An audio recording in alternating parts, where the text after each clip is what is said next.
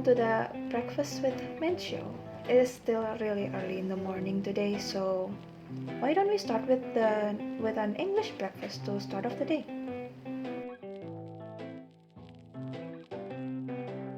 So here we have 2 loaves of bread, cooked sausage, a can of baked beans, cabbage, and an egg.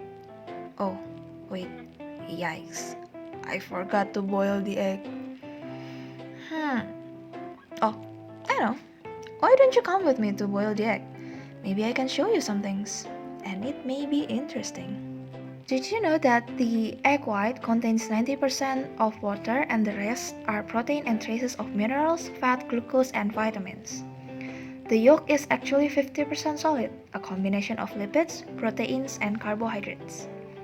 There is actually twice the amount of lipids as proteins in egg yolk.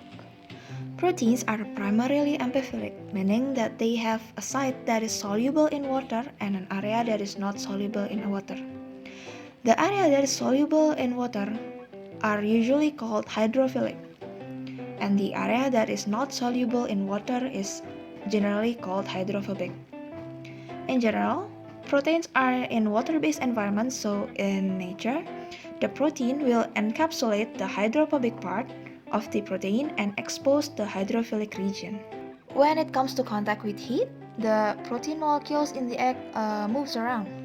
If you add more energy, and the protein will move on even more violently. Then the molecules will collide with each other. The hydrophobic part of the protein will be more exposed to water. The water and the hydrophobic region will not attract.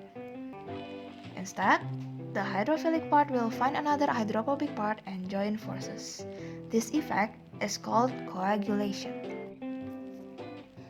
Since the coagulated protein cannot bind with water, it will solidify. The inside of the hydrophobic site is the hydrophilic site trapping some moisture, or in this case, water.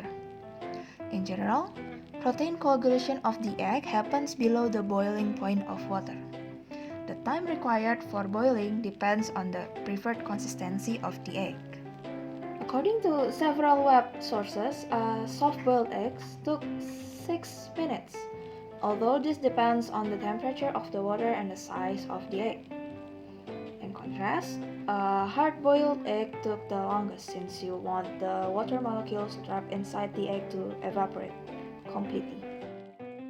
Alright, it looks like the egg is finally finished boiling. Let's take it off, and I will put it in cold water to easily peel the shell off.